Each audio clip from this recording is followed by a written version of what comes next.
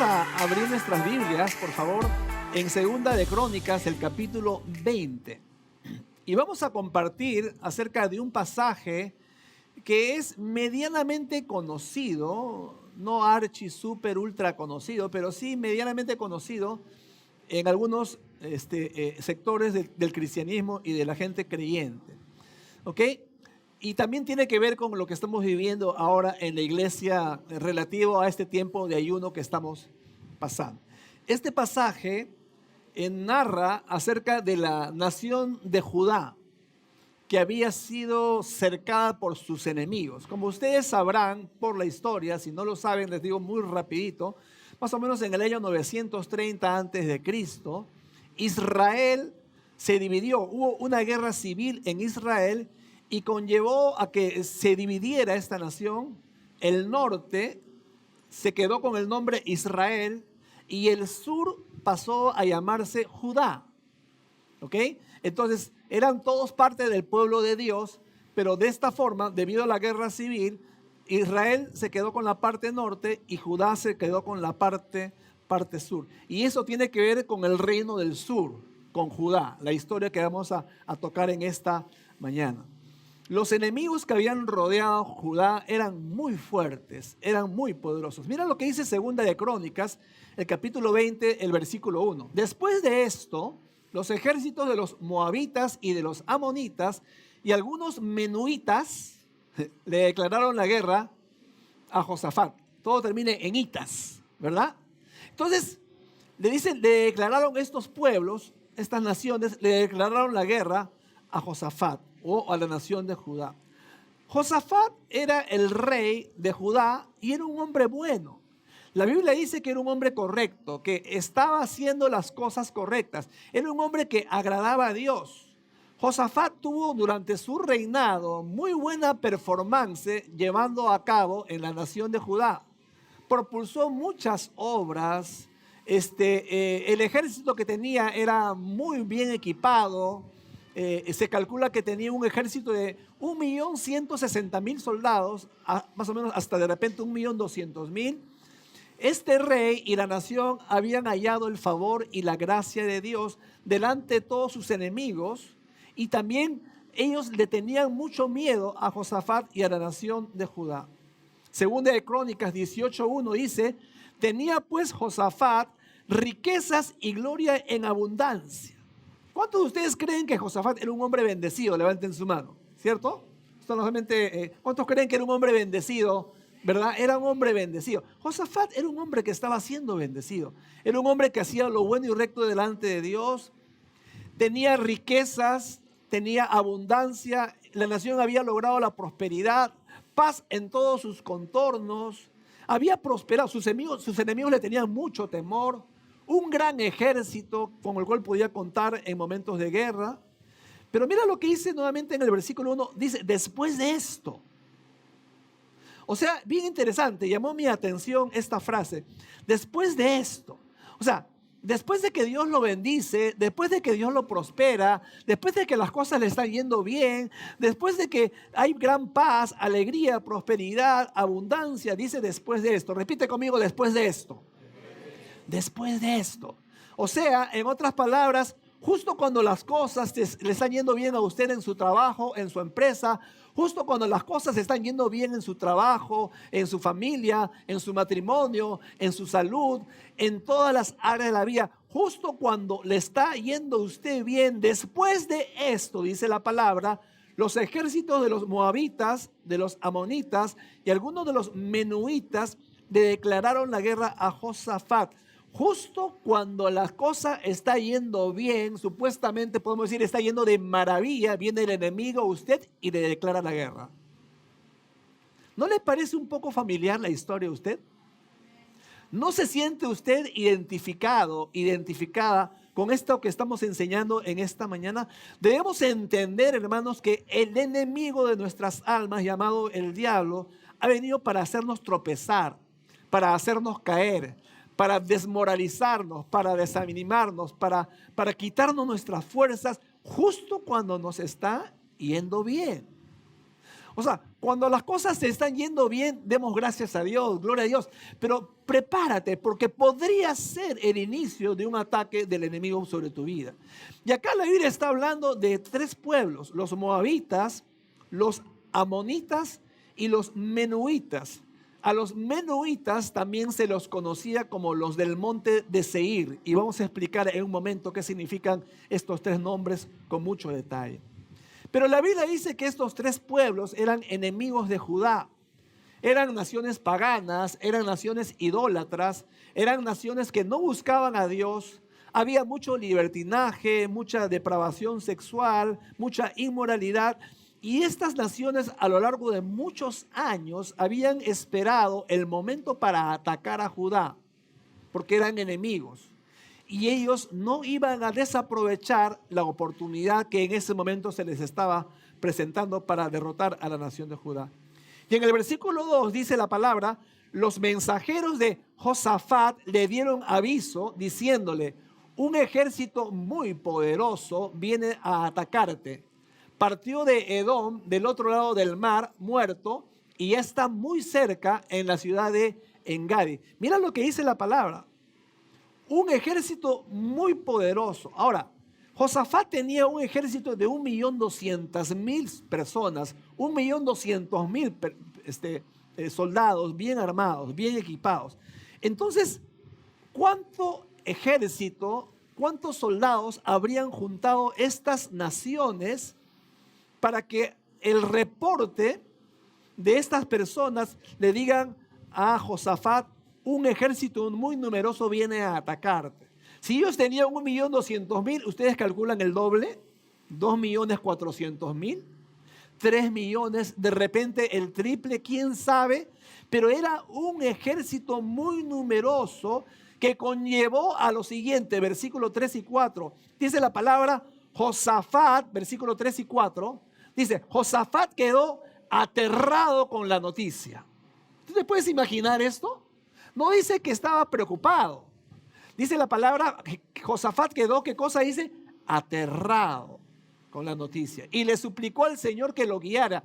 También ordenó a todos en Judá, ¿a qué cosa dice? Que ayunaran. De modo que los habitantes de todas las ciudades de Judá fueron a Jerusalén para buscar la ayuda al Señor. Pregunto, ¿qué debemos hacer cuando no sabemos qué hacer? Porque cuando no sabemos qué hacer, ¿cuántos saben de que seguimos consejos? Hay veces, ¿verdad? Vienen los expertos. Cuando no sabemos cómo criar a nuestros hijos, por ahí viene la abuelita, por ahí viene la suegra, por ahí viene la tía, por ahí viene un amigo, una amiga que te dice qué hacer con tus hijos. En algunos casos puede ser acertado, en otros casos está totalmente errado y desacertado, ¿verdad? ¿Qué tenemos que hacer con respecto a nuestra salud? Tómate esto, todos somos doctores, ¿verdad? ¿Cuántos a la franca en esta mañana la han pegado de doctor alguna vez? Levanten su mano. Y le han dicho a alguien: tómate esta pastilla. ¿Cuántos lo han hecho, de verdad? Si has hecho esto, la estás pegando de doctor, ¿verdad? O sea, somos doctores. O sea, hay momentos en los que somos de todo. Somos consejeros, somos doctores, somos psicólogos, somos profesores, o sea, damos clases, o sea, hacemos de todo. Pero la pregunta es: ¿qué debemos hacer cuando no sabemos qué hacer? Josafat era un rey muy destacado, muy determinado. Tenía a sus enemigos comiendo de su mano, literalmente. Con este ejército de 1.200.000 personas, era difícil que los enemigos se enfrenten a él. No obstante, la Biblia dice que Josafat quedó totalmente aterrado. Y esta frase en el versículo 2: un ejército muy numeroso viene para atacarte. Pregunta nuevamente: ¿qué debemos hacer cuando no sabemos qué hacer? Josafat dio la respuesta. Número 1, debemos ayunar. Y ahí lo dice, ¿verdad? Lo que vimos. Josafat proclamó ayuno para la nación de Judá. ¿Ok? Ahora, nosotros hemos comenzado un ayuno. ¿Cuántos dicen amén? ¿Cierto? Hemos comenzado un ayuno en la iglesia y este ayuno es un arma muy poderosa, hermanos. Estamos haciéndolo al comenzar este año y lo estamos haciendo por 21 días. Estamos ya en el día 14. ¿Cuánto le dan gracias a Dios que estamos en el día 14? Algunos están contentos porque solamente falta una semana para comer su bistec con papas nuevamente o su pollo a la brasa. ¿Cierto? Pastor, no diga esa palabra, dice por ahí, porque me provoca en esta hora, ¿verdad? Pero estamos haciendo esto, hermanos, ¿saben para qué? Estamos entregando lo primero a Dios. La primera porción del año le estamos dando a Dios. ¿Para qué? Para que Él nos ayude a tomar decisiones, para que Él nos muestre su voluntad de manera personal como iglesia, para que Él nos lance algunos retos para este año en nuestra familia, en nuestro negocio, en nuestra casa, en nuestra iglesia, en general, muchas cosas, hermanos, decisiones que podemos tomar, etcétera, etcétera. O sea, este tiempo de ayuno y oración que estamos separando para entregárselo a Dios es muy importante al comenzar el año. ¿Ok? Ahora, en esta historia de Josafat, toda la nación está ayunando. ¿Te puedes imaginar toda una nación? Pero luego hacen algo que va ligado al ayuno. Mira el versículo 4 al 6. Dice, de modo que los habitantes de todas las ciudades de Judá fueron a Jerusalén para buscar la ayuda al Señor. ¿Y sabes para qué fueron a Jerusalén? Porque en Jerusalén estaba el templo. O sea, de todas las ciudades de Judá que habían escuchado este reporte negativo, que habían grandes reinos que los estaban por atacar y los habían rodeado prácticamente, y era un ejército muy numeroso, de repente el doble, de repente el triple, pero lo que se le ocurrió a Josafat, guiado por el Señor, en vez de preparar a todo su ejército, todo su arsenal, su artillería y sus caballos, sus espadas y todo lo demás, él proclamó ayuno. Número uno, en momentos de las más grandes pruebas, dificultades y adversidades puedes ayunar. ¿Sabías eso? Es un arma muy poderosa. Josafat lo entendió, pero se fueron al templo todos, como ustedes están en esta mañana. ¿Para qué? Para buscar al Señor. Y dice, Josafat se puso de pie ante la comunidad de Judá en Jerusalén, frente al nuevo atrio del templo del Señor, y oró a Dios.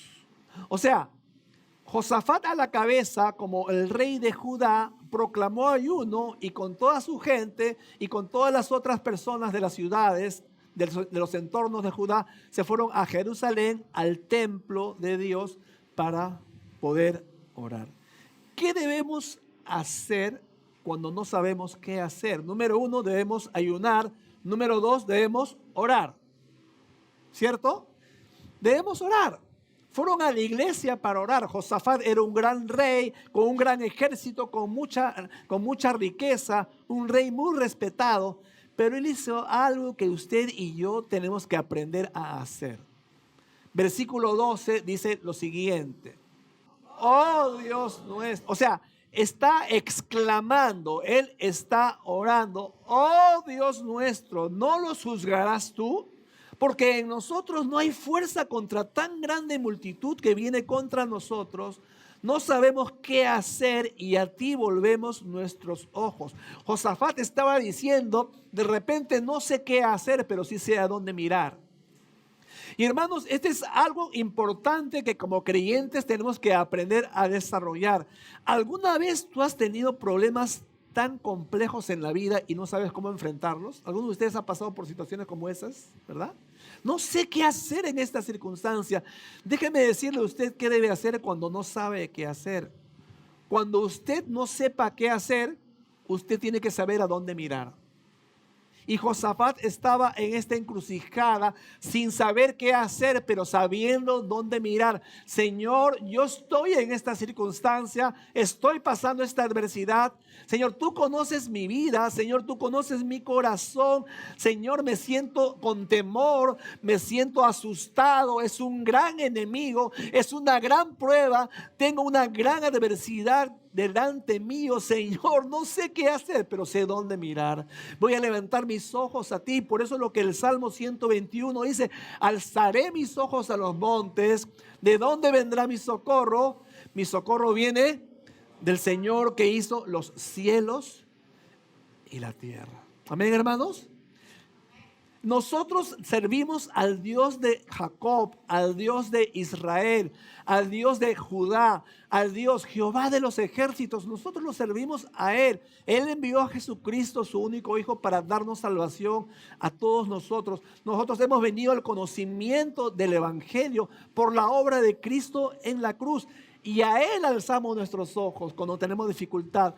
Alzaré mis ojos a los montes. ¿De dónde vendrá mi socorro? Hay mucha gente que no encuentra socorro, no encuentra alivio, no encuentra ayuda, no sabe qué hacer, no tiene respuestas.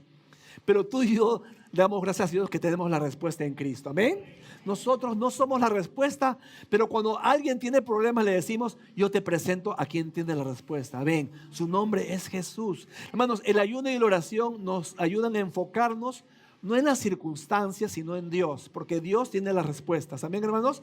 Es Él quien tiene la respuesta. Y no importa por lo que estás pasando. Pablo tenía un aguijón en la carne. No sabemos qué sería. Algunos piensan que era una deformidad. Otros piensan que era una enfermedad incurable. No sabíamos, no se sabe exactamente qué cosa era lo que Pablo estaba atravesando. Él ya había orado 3 veces a Dios para que Dios lo libre de este aguijón, de esta situación que estaba viviendo, pero ninguna vez Dios le había respondido. Pero lo que Dios solamente el Señor le dijo, bástate mi gracia. O sea, en otras palabras, Pablo, mi gracia es suficiente para ti. No necesitas otra cosa que mi gracia sobre tu vida. Y eso es lo que tú también y yo necesitamos en este tiempo. En todo momento, ¿cuántos saben que necesitamos la gracia de Dios sobre nuestras vidas para que nos ayude? Muchas veces nuestra oración es, Señor, ayúdame, Señor, cuídame. Diosito lindo, te pido que me bendigas y me ayudes. ¿Cuántos han hecho esa oración? A la franca, de verdad, ¿cierto? Muchos de repente, de verdad, aunque les cuesta levantar la mano quizá. Pero muchos hacemos esta clase de oraciones, ¿verdad? O sea, Señor, bendíceme, Señor, ayúdame, Señor, protégeme, Diosito lindo, en fin, en fin. Pero ¿saben qué, hermanos? Hay veces nuestras oraciones deberían cambiar.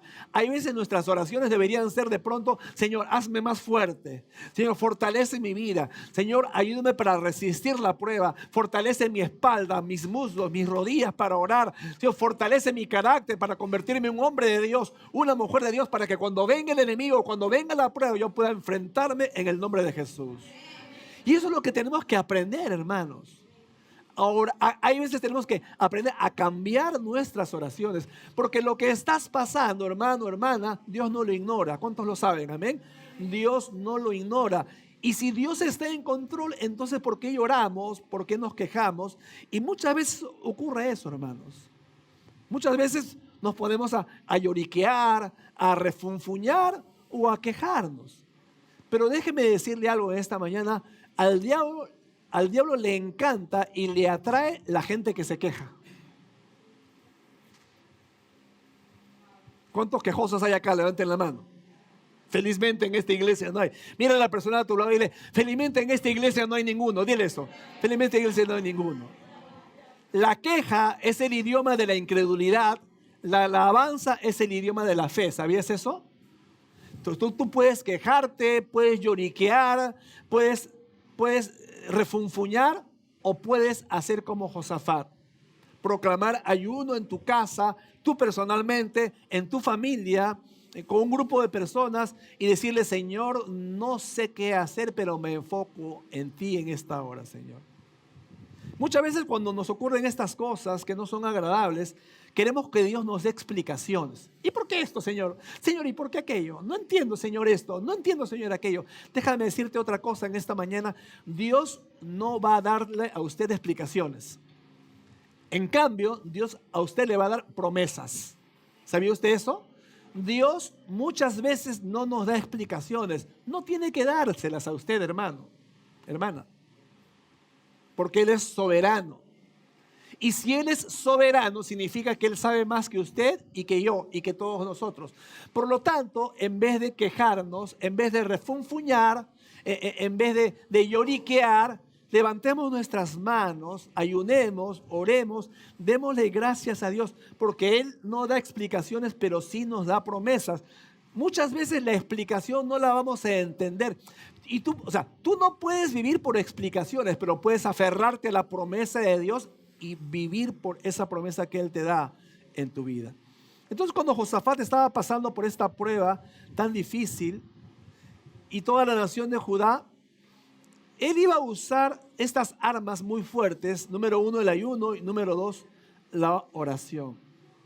Hablando de armas poderosas y fuertes, ustedes sabían de que el diablo también tiene armas poderosas y fuertes y que muchas veces le dan resultado. Esto lo compartí tiempo atrás, pero creo que es relevante compartirlo para esta ocasión también en esta mañana. Satanás ya convocó a todos sus demonios. Hubo un congreso en el infierno donde estaban ahí todos los demonios de todas partes, de todos lados del universo. En este congreso, en este simposio, en esta cumbre, Satanás le preguntó a sus demonios: ¿cuál creen ustedes que es nuestra arma mortal? El mejor arma en nuestro arsenal. Se sentaron en una mesa, lo discutieron, lo analizaron y llegaron a la siguiente conclusión. Y ya sabemos, don Zapa, ya sabemos cuál es nuestra arma número 1, nuestra arma más mortífera. No son las drogas, no son el alcohol, no es la pornografía, porque bien el cristiano puede vencer las drogas, puede vencer el alcohol, puede vencer la pornografía y cualquier otro problema. Inclusive hay centros de rehabilitación para todos estos problemas, pero los demonios concluyeron: el arma número 1 que derrota al creyente, al cristiano, es el desánimo. Y déjenme decirles, es un arma que surte efecto. ¿Saben por qué me doy cuenta? Muchas veces por los rostros que veo en este lugar. Y que también Dios los ve. Y si con esta enseñanza a usted le puede ayudar para identificar cuál es esa arma poderosa que está haciendo efecto en su vida, hermanos, tengan mucho cuidado. Porque Satanás sabe que usted puede resistir muchas cosas, pero de pronto usted no sabe resistir el desánimo. Usted lo deja entrar y cuando usted se desanima, usted se vuelve negativo. Usted se vuelve incrédulo. Usted le falta fe. No quiere hablar con nadie, se aísla, entra en depresión y es muy peligroso. Y algo más peligroso aún del desánimo, ¿sabe qué cosa es? Que es contagioso. Usted contagia a alguien. Su desánimo usted lo traslada a otra persona. Entonces, ¿qué debemos hacer cuando no sabemos qué hacer? Número 3, alabar. Josafat hizo eso. Puso al equipo de alabanza al frente de guerra. Al frente de la batalla puso al equipo de alabanza. Hermano, no me importa cuán cargado esté usted, cuán sobrecargado, cuán estresado, pero si usted no viene el domingo a alabar a Dios, usted está perdiéndose un arma poderosa para que usarla en momentos de pruebas, en momentos de dificultades. Si usted no pone alabanzas en su casa para alabar y adorar a Dios, usted se está perdiendo un momento espectacular. Hermanos, en el nombre de Jesús, Josafat puso el equipo de alabanza al frente y se puso a alabar. Hermanos, en el nombre del Señor yo le digo, póngase a alabar a Dios. Salga del desánimo y póngase usted a alabar ahora en el nombre del Señor. Usted de repente no está en el momento correcto, pero ahora en esta mañana está en el lugar correcto. Y de repente su circunstancia no es la ideal, pero este es el lugar ideal. Para que usted entregue sus cargas al Señor, sus pruebas al Señor, lo que le aqueja al Señor. Echad toda vuestra ansiedad sobre Él, porque Él tiene cuidado de nosotros, dice el Señor. Y para eso estamos en estos 21 días de ayuno, hermano. Como familia espiritual, como iglesia, queremos que usted tenga la victoria. En general, en todas las áreas de su vida. Satanás no está autorizado para derrotar a ningún hijo de Dios. Él no tiene autoridad.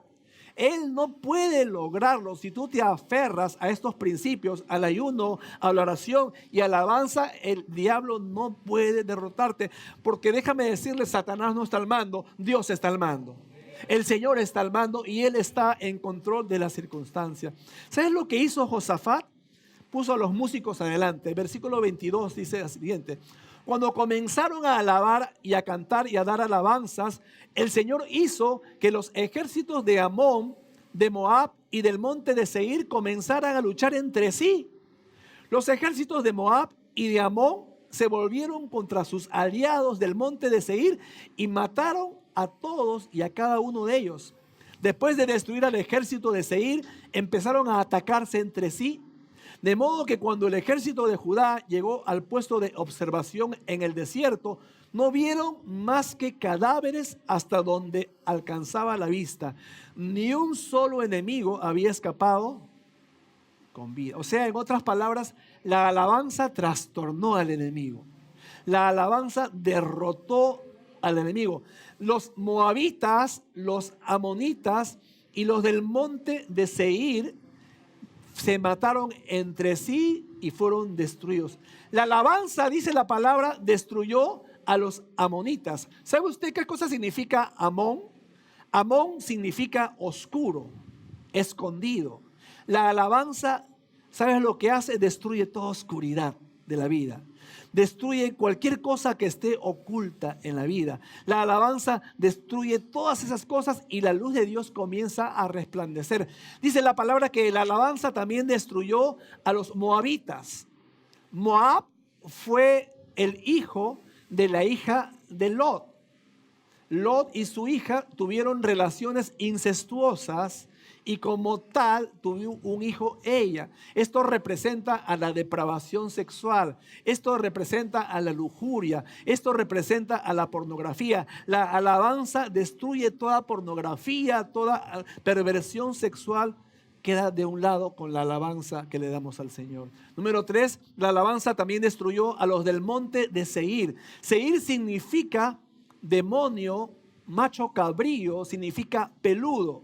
Proviene de una raíz que significa temor, significa espanto, significa tiritar, significa tormenta. La alabanza va a destruir al mismo diablo.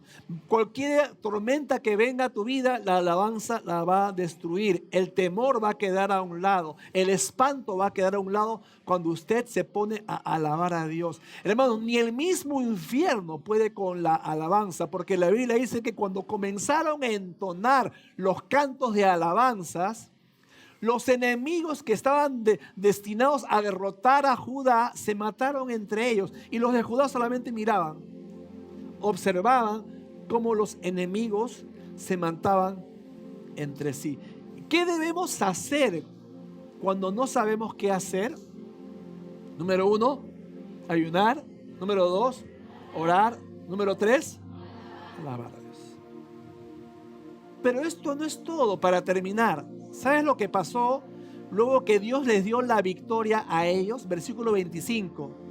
El rey Josafat y sus hombres salieron a recoger el botín. Mira, encontraron una enorme cantidad de objetos, vestidos y otros artículos valiosos, más de lo que podían cargar.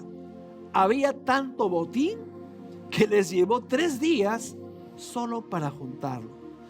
3 días les tomó para juntar el botín. Hermano, en esta mañana Dios le está diciendo que se va a requerir más tiempo en las bendiciones de Dios para su vida que la prueba en sí. La prueba es por un momento, pero la bendición es permanente.